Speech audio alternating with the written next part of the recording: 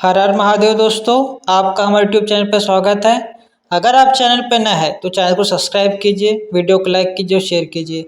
साथ ही bell notification click कीजिए ताकि आने वाली हमारी वीडियो आप तक पहुंचती रहे। आज के वीडियो में हम आपको बहुत ही महत्वपूर्ण जानकारी देंगे। अगर आप अपने नवजात बच्चे की आयु 100 वर्ष से चाहते हैं और चाहते हैं कि किसी भी तरह की नकारात्मक ऊर्जाएं, भूत प्रेत पिशाच डायन चुड़ैल नज़र, किसी भी तरह का तंत्र मंत्र हमारे नवजात बच्चे को और माँ को किसी भी तरह से कष्ट ना पहुँचाए, तो ये वीडियो आपके लिए है और आप वीडियो को अंत तक देखें। हम आज की वीडियो में आपको ऐसा उपाय बताएंगे जिससे कि नवजात बच्चे की पूर्ण रक्षा होंगी और साथ ही माँ की भी रक्षा होंगी।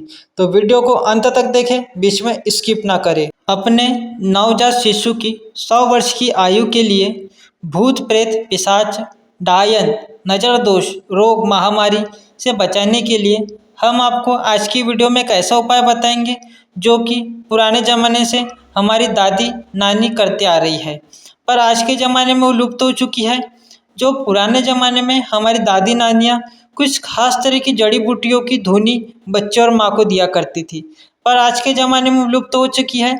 लोगों को इस विषय में ज्ञान नहीं रहा है कि कौन सी जड़ी बूटियों से धुनी देनी चाहिए जिससे कि इस तरह की जो नकारात्मक ऊर्जाएं होती है, नेगेटिव एनर्जियाँ होती है और जो रोग या महामारियाँ होती है जिससे कि बच्चे और माँ को नुकसान होता है, उसे कैसे दूर रखा जाए। तो आज की वीडियो में हम आपको इसी के बारे में पूर्ण जानकारी देंगे और किस तरह से हमें रावण संहिता में इसकी विस्तृत जानकारी प्राप्त होती है, उस विषय में हम आपको जानकारी देंगे। दोस्तों, पुराने ज़माने में हमारी जो दादी नानियाँ थी, जब घर में छोटा बच्चा होता था तो उसे और माँ दोनों के लिए कुछ खास जड़ी बूटियों का मिश्रण करके धुनी देती थी जिससे बच्चा और माँ दोनों की रक्षा होती थी। देखिए, इस तरह की धुनी का प्रयोग इसलिए किया जाता था क्योंकि जो नवजात शिशु होता है, जब उसका जन्म होता है तो नवजात शिशु के शरीर से जो गंध निकलती है और उसकी माँ के शरीर से जो गंध निकलती है, उससे जो आपके आसपास की जो नेगेटिव एनर्जियाँ होती है वो बहुत ही आकर्षित होती है। नेगेटिव एनर्जियाँ हमेशा ही आपके आसपास होती है, पर हमें वो आँख से दिखाई नहीं देती, कान से सुनाई नहीं देती, क्योंकि उनकी दुनिया के बीच में और हमारी दुनिया के बीच में एक पर्दा है जिससे कि हमें उनका आभास नहीं हो पाता। पर किसी विशेष परिस्थितियों में ये हमारे जीवन में प्रभाव डालती है। ऐसे एक स्थिति होती है नवजात शिशु की और उसकी माँ के लिए। जब बच्चे का जन्म होता है तो उसकी गंध से भूत प्रेत पिशाच चुड़ैल डाकिनी शाकिनी मसान जैसी जो गलत एनर्जियाँ होती हैं बच्चे की ओर आकर्षित होती है और ऐसा खतरा माँ के लिए भी होता है।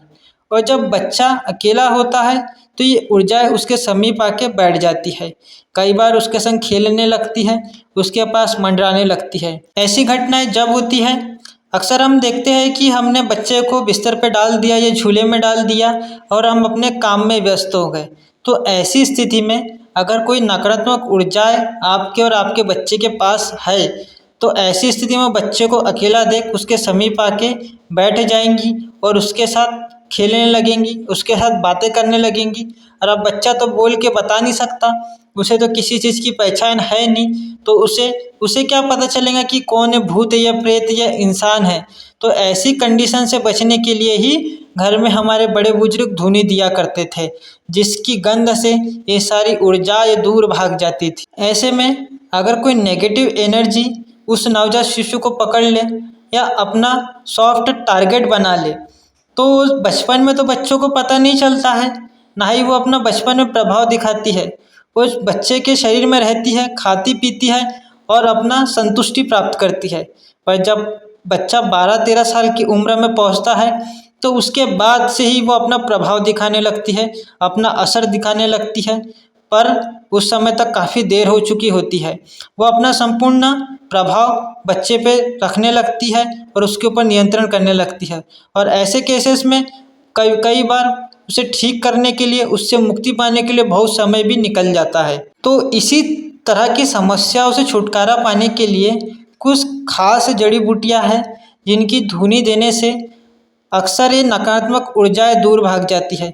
आपके आसपास से ही नहीं बल्कि ये जो गंध होती है जड़ी बूटी की, जब ये धुएं के माध्यम से आपके आसपास के वातावरण में पहुंचती है तो ये नेगेटिव जो एनर्जियाँ होती है इसकी खुशबू से ही, इस खास तरह की जड़ी बूटियों से ही कई किलोमीटर तक का एरिया छोड़ के भाग जाती है। तो ये क्या जड़ी बूटी है, इसका प्रयोग कैसे करना है, इस विषय में हम आपको आगे बताते हैं। और एक बात हम आपको और बता देना चाहते हैं कि जब बच्चे का जन्म होता है तो किसी राशि में, किसी विशेष ग्रह नक्षत्रों में और किसी विशेष तिथि में जन्म होता है। तो इन तिथियों के, इन ग्रह नक्षत्रों के, इन राशियों के विभिन्न चरण होते हैं और विभिन्न प्रकार के इनके फल होते हैं। बच्चा जिस दिन से जन्म लेता है और उसके मृत्यु पर्यंत तक यही नवग्रह और यही ग्रह नक्षत्र उसे जीवन में शुभ और अशुभ फल प्रदान करते रहते हैं। तो इसी तरह के जो अशुभ फल प्राप्त हमें नवग्रहों के द्वारा होते हैं, तो इसी अशुभ और नकारात्मक प्रभाव को दूर करने के लिए, नवग्रह शांति के लिए उस बच्चों को धुनी दी जाती है। कई जड़ी बूटियाँ ऐसी है जो किसी विशेष ग्रह से संबंधित है, उस जड़ी बूटी से वह ग्रह प्रभावित होते हैं।